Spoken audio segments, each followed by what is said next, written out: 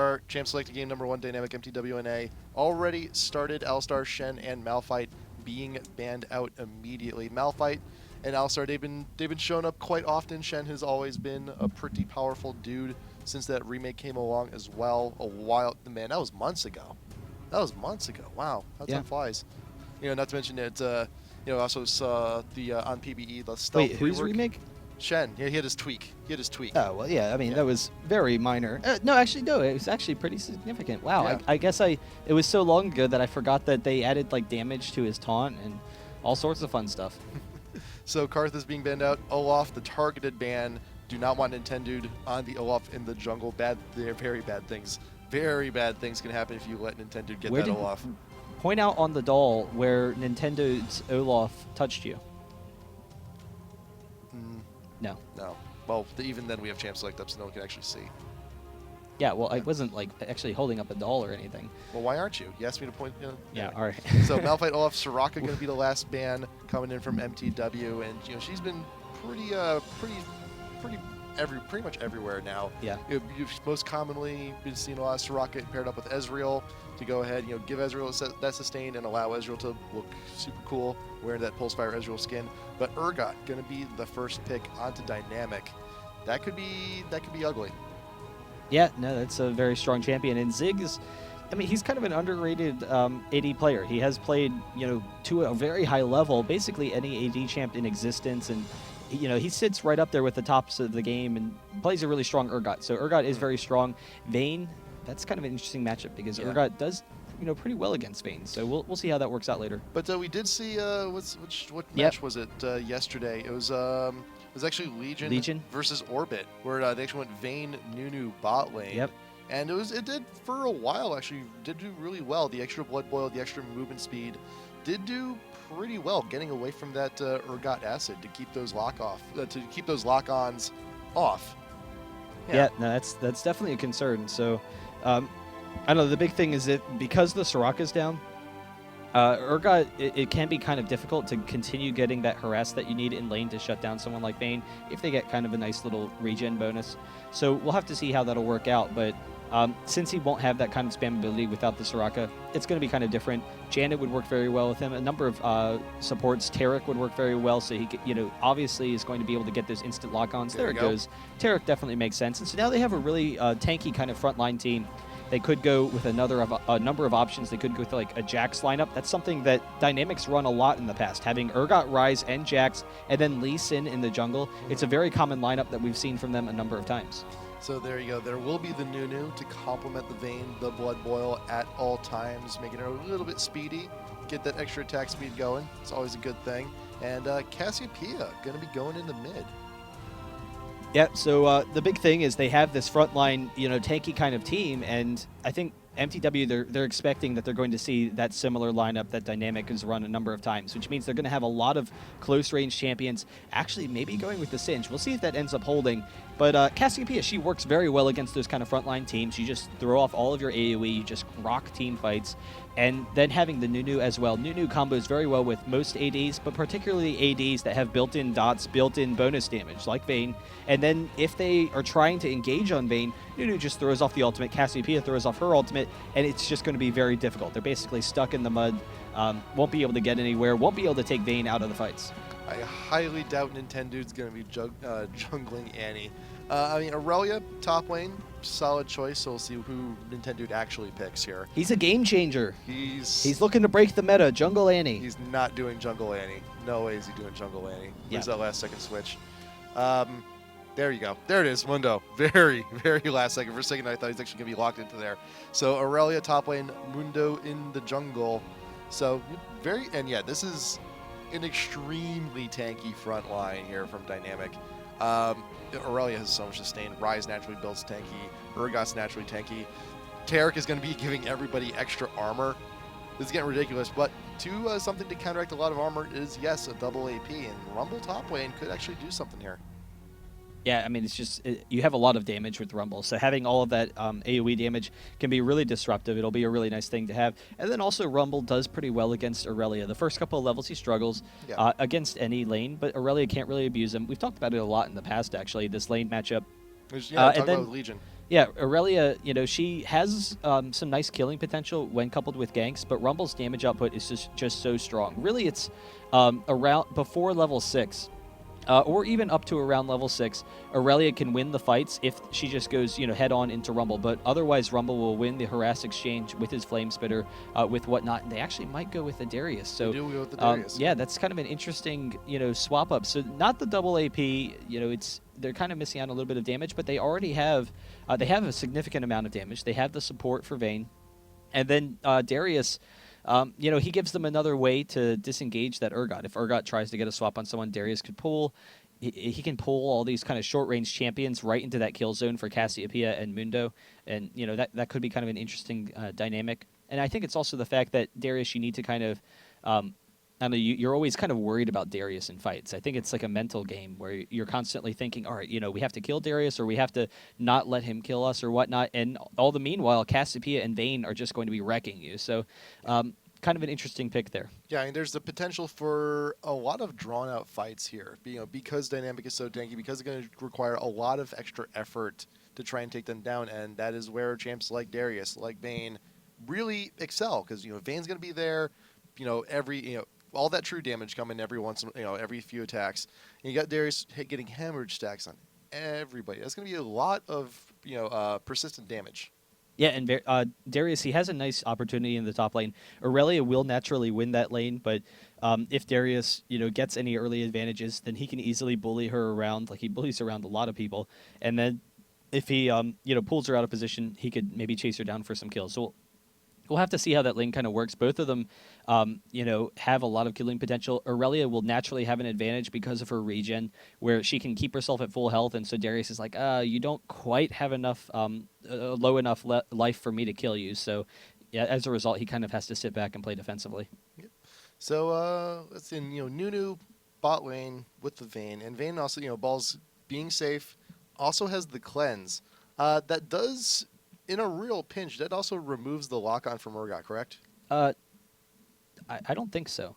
I know it doesn't. It doesn't remove the ultimate. I don't know if it removes the lock-on. I don't think that it does, though. Let's find out real quick. But because it doesn't remove debuffs. It removes it. It just their lock on it wouldn't remove it. Or at least I find it very hard to believe that it would. That would be a pleasant surprise. That would be a nice thing. The big thing is that it removes the stun from Taric. It removes the snare from Ryze.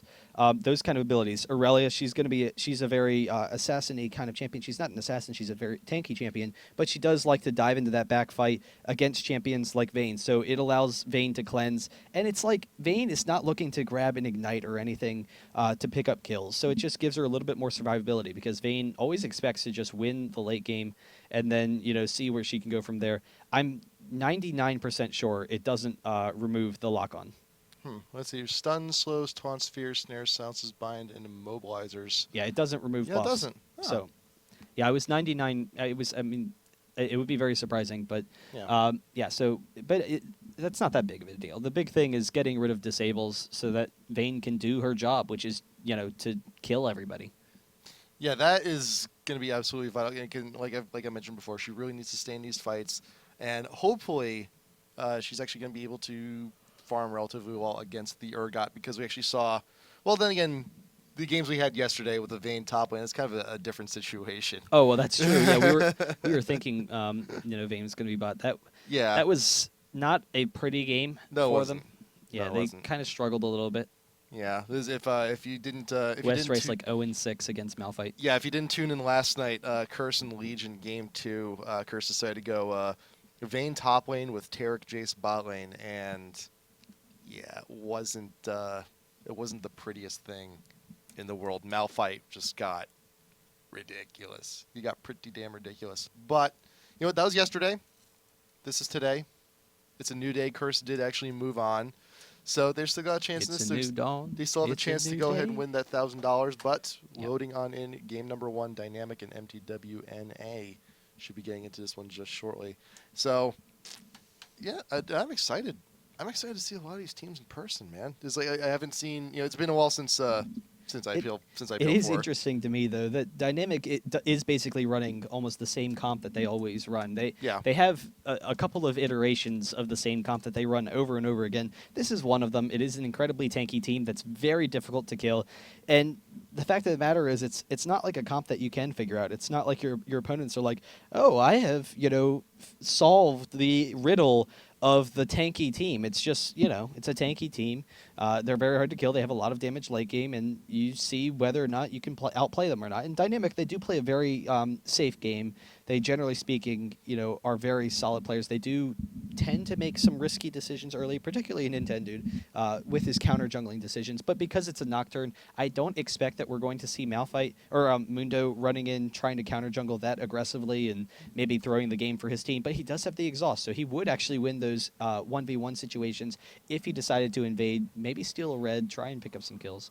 So we've seen a few matches now with the new lineup for mTw.NA. How do you feel Don is actually fitting in with the rest of the team?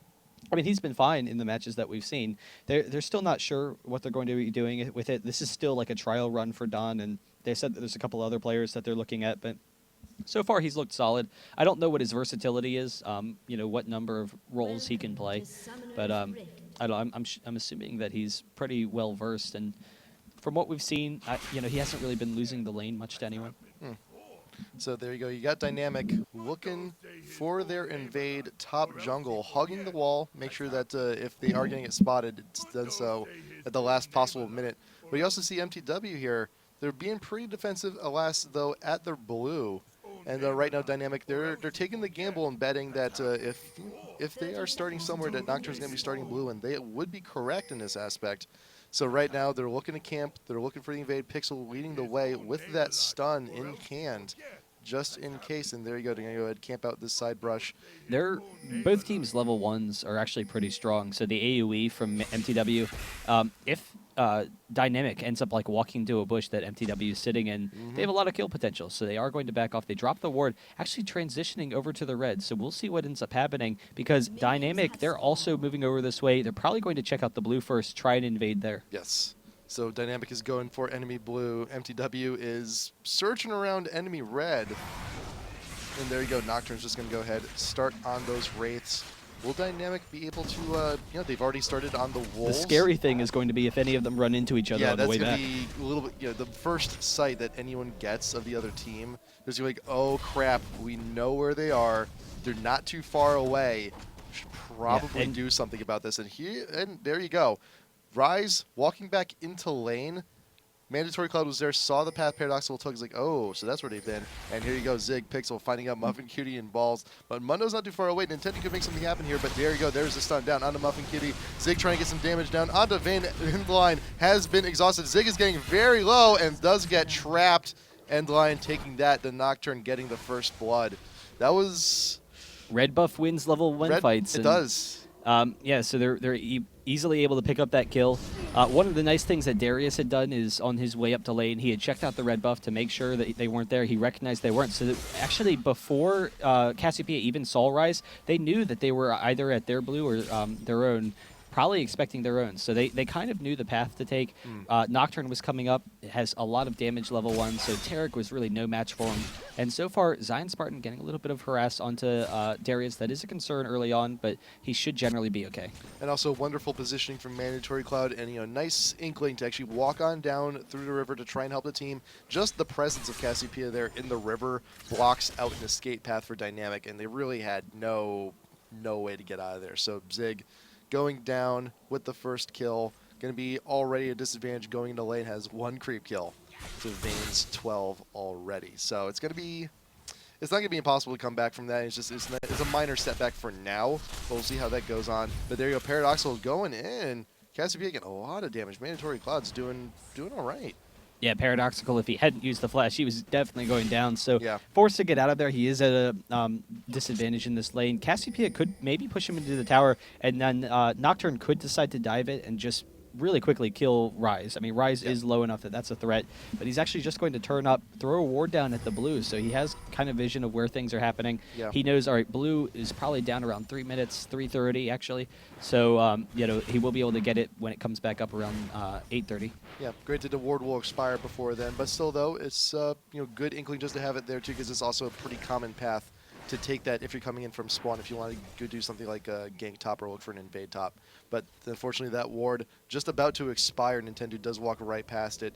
Mandatory Cloud knows to back off just for now. The red is still up for MTW, and Nocturne just going to grab it, top himself off, get a nice little refresh on that buff. Yeah, nice little bonus for Endline for being able to seal the enemy red. So he's going to be doing fine. Vayne has the Blood Boil, and that's going to be really nice for lane, but also for later in the game, you see with the movement speed, she can dodge the lock-on from Zig. So really nice job there. And that's kind of the issue with Urgot is Urgot's a very strong champion, but if you fall behind, you're a champion that you expect to be playing ahead or at least even in order to shut down your opponent. So as a result, he's still going to be very strong later in the game. In the meantime, Mundo actually coming in on Cassiopeia does get off the cleave, so Paradoxical will be able to get in range, but the flash from Mandatory Cloud, he does get out of there. But there you go. Holy, it's Don looking to press Aurelia into tower. M-Line is also nearby, but the wave is really too far pushed up to do much of anything. But Nintendo will be up there to try and make something happen. He's waiting for Mundo to come in for the counter. There you go. So there you go. Don looking to push. Is Nintendo going to show himself? No, not quite yet. Waiting for the right moment, possibly for a stun from Giant Spartan. And he's just may actually decide to just back off completely here. Maybe he's also just waiting, expecting M-Line to actually not be too far away. Giant Spartan trying to get some last hits. Is there going to be some action here? There you go. Nintendo makes himself known. The cleave attempting to hit, but there's Nocturne not too far away. Nintendo, he has been feared. Quick kill onto him. But the Ignite, there you go. Giant Spartan will actually get a kill in return. So 1 for 1 up top lane. But that is a blue buff actually. Was that? It's a refresh on Nocturne, basically. Yeah. So you know, he's able to pick up the kill from Mundo, and that's really why Endline had come up there, because Darius had been doing pretty well in that lane so far. He was aggressively pushing up to the towers, so you know, if he sits in the bush, he has to expect a gank coming. Paradoxical will get some damage on the Mandatory Cloud, but Mandatory Cloud reciprocating, he is low on mana, won't be able to pick that up. Yeah. So we'll back off, and Rise knows that he's going to be safe for a little bit at least. Yeah, at least, you know, he's got a significantly larger mana pool as well. He's going to be able to stick around. Cass is going to have to back at some point. Still has 1 health potion, so he can stick around for a little while longer. But the harass from Paradoxical is going to be a little bit superior for the time being. Granted, they're now both 6. They can both get their ults. Yeah, Cass just barely has enough mana to actually throw off a full combo and wear him down. And particularly once Nocturne hits 6, it's a serious threat to have the Cass and the Nocturne. That'll be an insta-kill. He's level 5 right now. The ward, as you showed, does catch him out, so he is going to be safe. And Mundo's sitting there just to protect mid a little bit. Yeah, Mundo wants to be there for the counter gank. Nice stun going down from Pixel down onto Vayne, onto balls. But not going to make too much happen there. But as Mundo was traveling down this ward here, did spot him out as well. So Nunu knows he's going to go up and try and just give him a high 5 even, and then going to have to return to jungle because he's got and his opportunities are slim. Nocturne is 6, so Mandatory Cloud might come in for the quick ultimate. Does use it, and Nocturne coming in picks up the quick kill, instantly bursting down Rise. That was pretty damn quick. Just ult, done. Yep. Wow. Very well done. Very well done. Nintendo is now just also surfing around his jungle just for a little bit, but Endline is nearby. Mundo is not 6 yet. He's not going to have that regen available to him, but does manage to break the fear chain. And nice, just bullies right in, takes the blue wraith, and gets out of there. Yeah, so nice control from Endline so far, despite the fact that he is the sub. So not ex-Smithy, but still doing a really nice job. He's actually going with the Doran start on Nocturne, which is interesting. But usually we'll see the Wriggles early on. I actually like the Dorans into like a quick phage or something. Yeah. It makes you a little bit stronger in early ganks. It gives you more kill potential. It makes you stronger in early fights. So it's a nice build. Yeah, and also one of the big things too is that he doesn't have the best health starting out, so that kind of solves a little bit of that problem. Giant Spartan popping the ult, just wants to go ahead and clear the wave because it's a pretty huge wave. And the health is actually why we've started seeing Nocturnes going for a Heart of Gold and then a late Wriggles. So usually you want to get the Wriggles as fast as possible for that quick jungle clearing, but I don't know, they're fine comfortable with going with it late. I'm trying to remember who did that. It was. Maybe Saint? I don't know. It was someone. It wasn't Saint. He's been playing Shogoth all the time, but it was someone we've been seeing recently. He has been playing. Yeah, Shogoth. he has been every single game basically. But We'll have to see, but it is nice. You want to get the fast Heart of Gold, then still being comfortable with the late wriggles for the Dragon control, for buff control, and then for that Baron. And then Paradoxical going to be past the blue here from Nintendo. Going to take that back with him to the mid. A little bit extra harass coming in from him. But Mandatory Cloud, alas, also has their blue as well. So it's a nice mutual pass. And are they going to attempt the Dragon? It seems to be mTw. Yeah. They definitely have the team for it. You got Nocturne, he's got a lot of damage, plus Vayne, plus Cassiopeia. That's a very quick objective team. And there it goes, real easy. Yeah, that's a benefit of a number of those champions. They are champions that, you know, Dynamic plays and they know very well, because that's often one of the strategies that they kind of employ.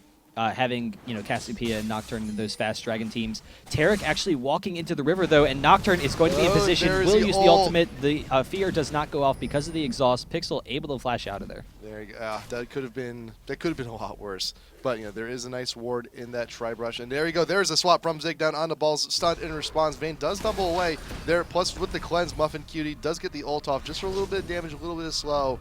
And they're able to get out of there. But it was a little bit, that's the thing with Vayne, too. The swap's going to happen. She's just going to tumble immediately to try and get out of there. Yeah, and every single time the Urgot swaps up, they're going to be going for a kill.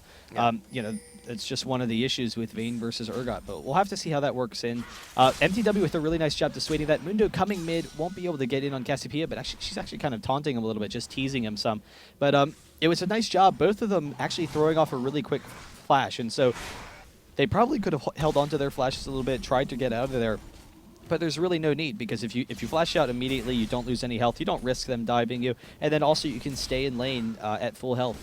It's not too bad. Not too bad. So Balls will return to lane, and let's get a quick update as well. As it seems that despite that early kill, Zig has actually pretty much caught up in farm. It appears he's going for that Brutalizer build. So he should be having that pretty much on his next back, which he can just go back whenever he wants to. But Vayne, though, Balls is actually working up towards something special. You got 2 Dorns, you got the Vamp Scepter, you got the Tier 2 boots as well. So Balls is actually itemizing a little bit quicker than Zig is. So whenever those hits do come in, they're gonna hurt. But it's also gonna help the last hitting immensely. Gonna help that creep clearing immensely. Yeah. And Nocturne has actually transitioned from the Dorans into the Wriggles, so just getting the Dorans, because it's, you know, his first buyback, it lets him buy something cheap first time back, so it's kind of interesting. But he will have that normal Nocturne jungling speed that we're expecting. Yeah. Nintendo's sitting up top, but Darius really isn't that pressured. There was a ping going down, so I believe Don actually saw him at one point previously, so he is, you know, acting wary as he should be. And as a result, Nocturne coming in, stealing the race. Paradoxical, he comes up, tries to stop him, but the damage is done. Yeah, the damage unfortunately is already done. So Mundo walks on back, stacking up potions, has the Heart of Gold, so it's going to be a little bit more income for Nintendo. But man, Endline is being super aggressive with this counter jungling, and might actually just go ahead and grab the small golems. But he's actually in a really dangerous position, though. Oh, there you go, Nintendo. He's gonna see him. The big golem has been stolen, but there you go. Stun, Pixel, something, anything. There you go. Zig is the ult up. Yes, it is. He could use it, but there you go. There's a Nocturne ult. Muffin Cutie keeping everyone still, and uses the swap on Muffin Cutie. I think he just kind of wants the armor bonus for that one. They're still going in for the engager. Balls from a distance, pegging down as much damage as possible. There is the stun.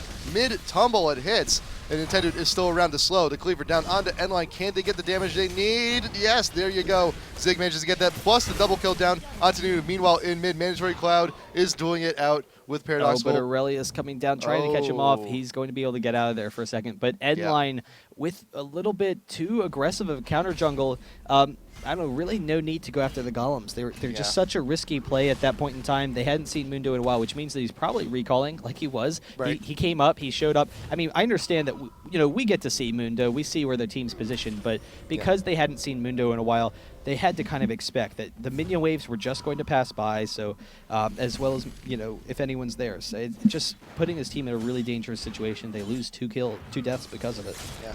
And, you know, by the way, bot tower is going to be going down to the minions. Yeah. But in the meantime, though, holy, it's Don. Going to grab the top tower in response pretty much at the same time. Spartan does have a little bit of something to say about that. But I'm not sure if Aurelia can actually 1v1 Darius at this point. Does pop the ult, get a little bit extra damage. It's looking okay, but there's full stacks down onto Zion. The longer you need to lead them down the rabbit hole, the more he's going to bleed out. Can Zion Spartan actually make something happen here? Does get into tower range, but Don will walk away from this one. Yeah, so barely getting out of there. Aurelia does actually, do really well in that 1v1 situation. She has the sustain. She, has a lot of burst damage herself and true damage, so she can kind of bully him around. And until she gets low enough, Darius just won't have enough damage to finish her off, even with the ultimate. So, has to take a step back. mTw kind of roaming around, trying to see where Dynamics may be moving. I think they're just kind of, comfortable with sitting back and farming. That's unfortunate, yeah. too. That's a pink ward. And it doesn't even see the ward in that bush. That sucks.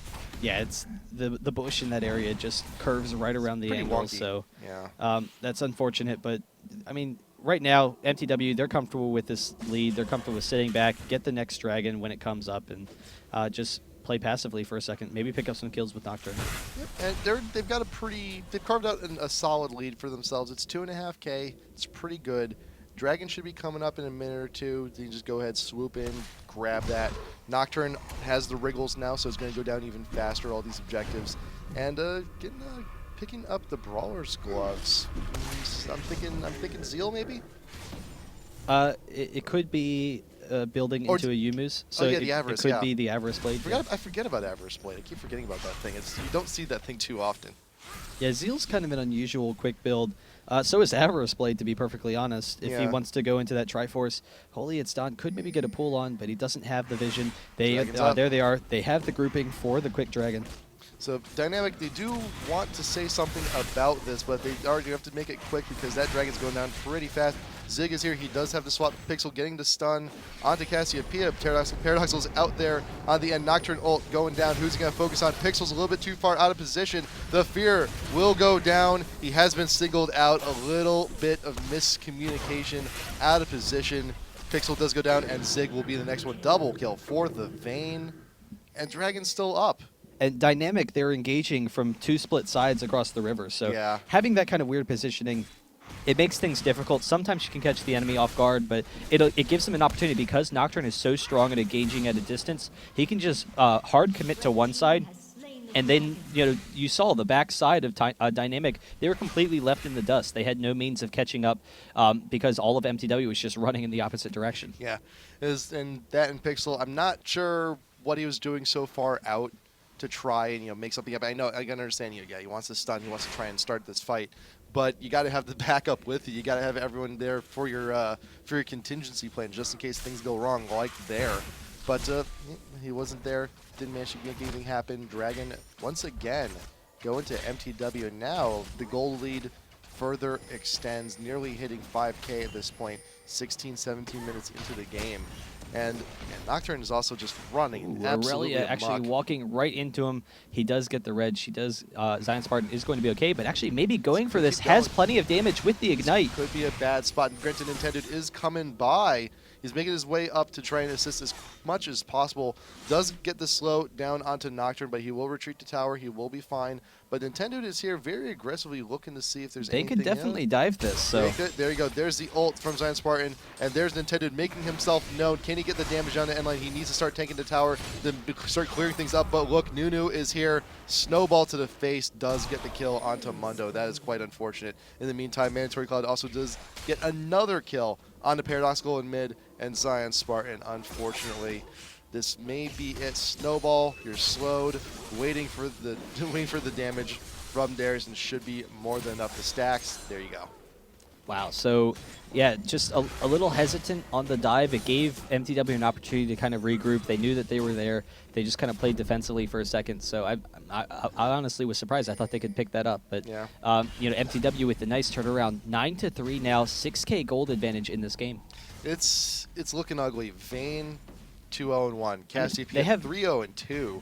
mTw has essentially two new players, and they're looking really strong right now. Right.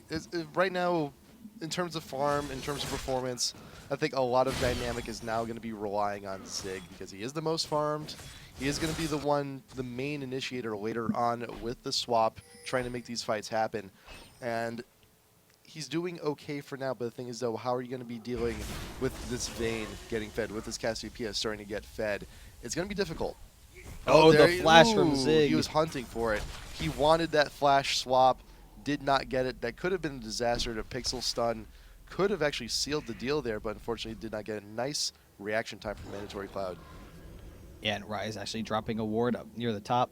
That is a concern. I mean, that's the big issue is that Urgot, he's their strongest means of initiation. They have a tanky team, but they don't really have a means of tracking down the enemy, picking up kills. So the flash ult, that's really their best means. Now the flash is down. That makes things a little bit more difficult. And mTw, they have really nice AoE, so it's going to be tough for Dynamic to get into the back line against Vayne. Like, that's the big concern, is whether or not they can get through the AoE and get to Vayne. But having the Darius as well to pull people off of Vayne, it's a pretty scary prospect.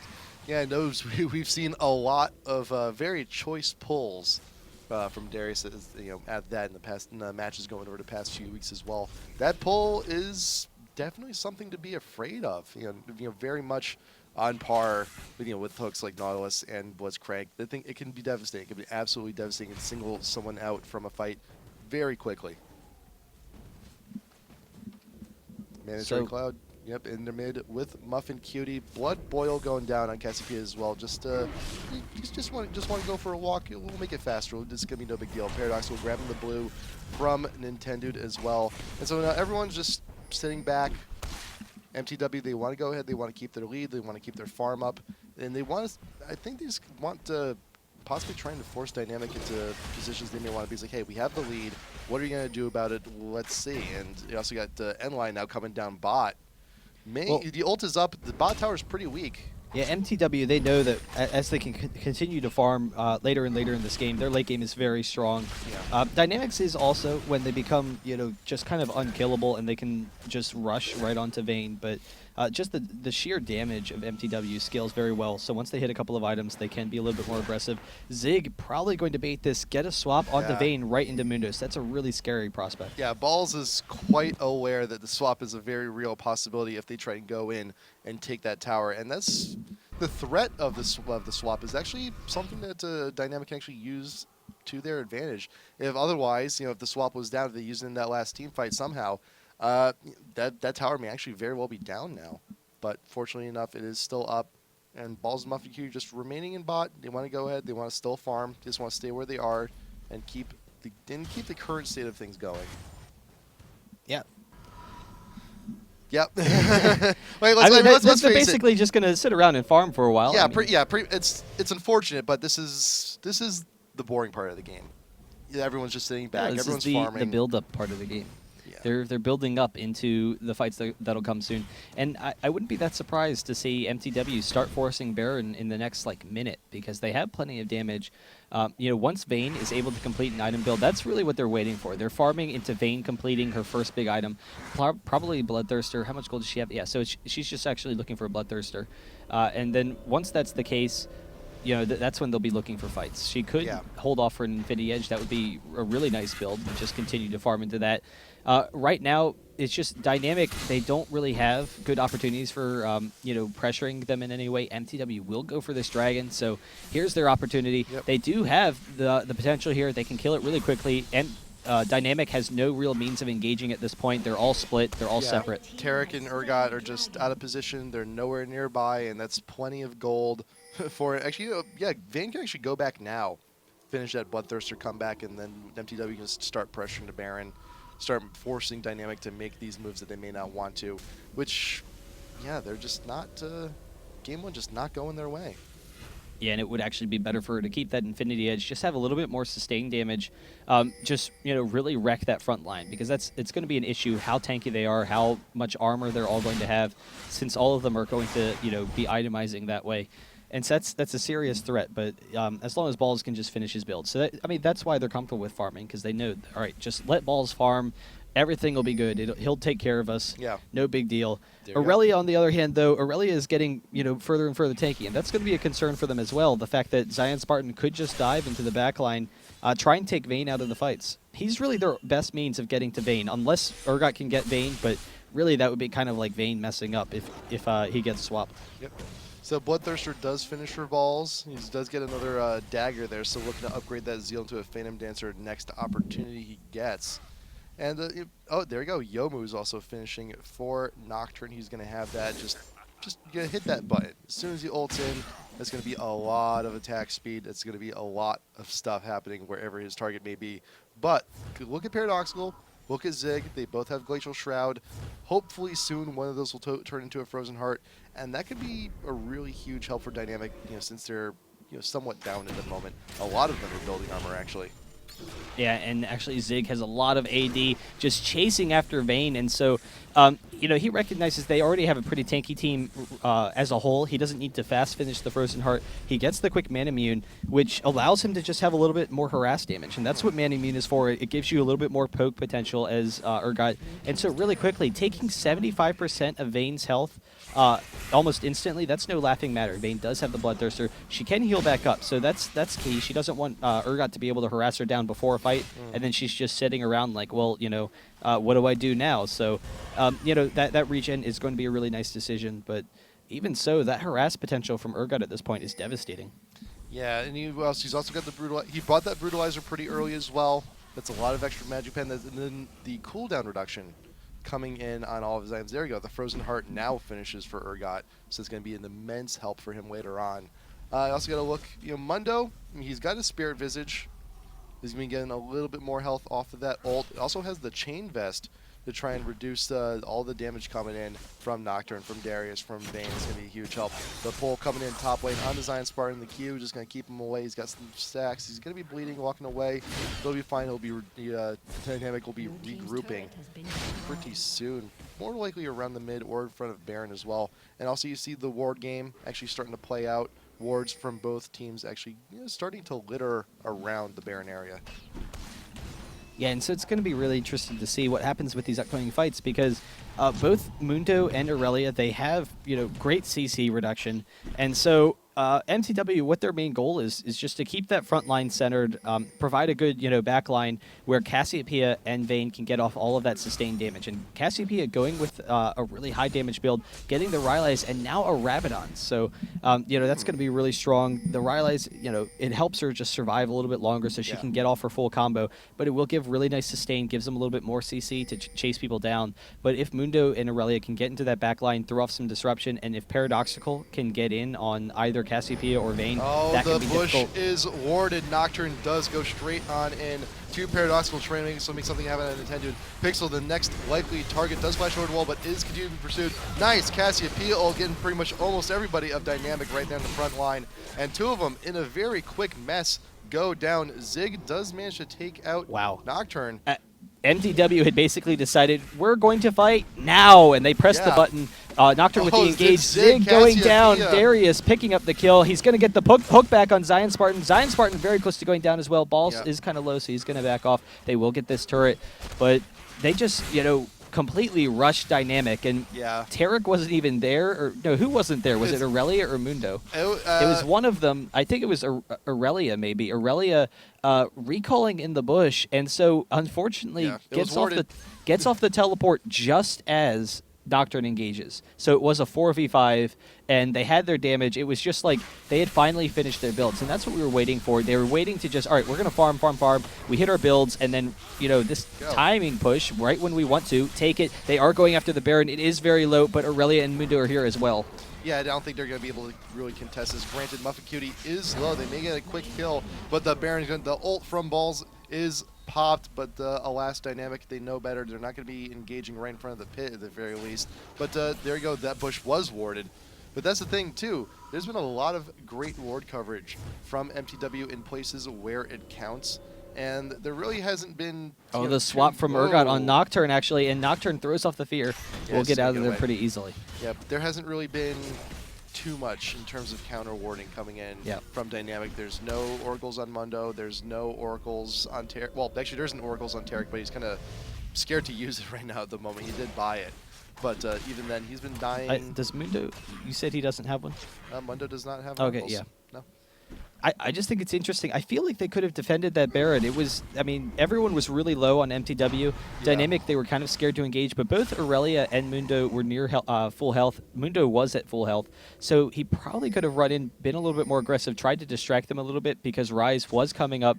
It would have been a 4v4, and mTw was all very low. But now, because they didn't really force the issue, mTw has just like kind of a runaway lead, and so Dynamic, because they were a little bit scared, they just allowed mTw to get this Baron. They get the Dragon as well, so that's their third Dragon of the game. They can push the lanes very easily, and they're incredibly powerful. About 2.5 minutes left on that Baron buff, and right now, Mandatory Cloud, there you go, Nintendo has been pinched. Just happens to wander on in, trying to get wards down the jungle, but alas, they are already being camped. And that's all the result of Cassiopeia. So at this point, they need to take her down. Nocturne but Zig going in down onto Urgot. He is trapped under his own tower, and very nice job from mTw taking the tower for everybody, getting in. Double kill coming in for Cassiopeia. In the meantime, Balls is in a nice little dual science party, but will not be able to get away. But that is a 1 for 3. Yeah, and you see Mandatory Cloud is just wrecking them. It's like 4 shots in order to pick up a kill. And that's it. There's the surrender. So Dynamic, they recognize it's over, but Mandatory Cloud, he just had so much damage at that point. He was extremely farmed, extremely fed as well. Oh, yeah. And then just with that great damage potential, they all itemized for armor. They were naturally going to get very tanky health-wise, which counters out a little bit of that burst, but they needed to take down Cassiopeia, and they couldn't do it. Cassiopeia was very safe in the back. They were always on the aggressive side. mTw, they were always on the offensive, so there was no pressure in Cassiopeia's face. She was able to just go to work. Really nice play. It was a very conservative game for the most part, and they were able to sit back. Yeah. And then once they knew their team was ready, they just pulled the trigger. They were ready to be brought out into the world. It was like, there's an opportunity. There's that one worded bush. It's like, you know what? Now sounds like a pretty good time. We're bored of farming. Let's decide right now, and it worked. And granted, there was a little farming lull in the middle there, but mTw had the advantage. They dragged it out, and they got it. Game 1 going to them. So Dynamic, they got to win this next one to stand a chance. Otherwise, they're going to get knocked down to the losers bracket, and they're going to have to face up against Curse. But we still got another game. Yeah. Anything could happen. Dynamic, they're still a pretty solid team, but mTw looking pretty strong now. Yeah, definitely. mTw, I'm really liking what I've been seeing from them recently. The past 3 weeks since Balls went down to the bottom lane, mTw has just been racking up wins left and right, and it's really been working out for them. They have been pretty successful since Atlanta left, but I think it was mostly sending Balls down the bottom lane. There was some talk about how Atlanta and Muffin Cutie as a duel, they didn't really work that well. So Atlanta, that was why he went back up top. But we'll have to see how they continue to do. I'm also excited to see how Atlanta does, when his team starts making a show. But right now, mTw, they've been trying for so long. It's really cool to see some success. Yep. So Game 2, Dynamic and mTw.NA going to be coming up in just a little bit. If you're in the Bay Area and you haven't bought your tickets already, IGN.com. Buy your tickets for IPL Face Off San Francisco Showdown now. It's a big red button that says buy tickets. You can't miss it. And you know what? We're going on commercial, so now would actually be a good time to do it. So we'll be right back in just a minute. Stay tuned.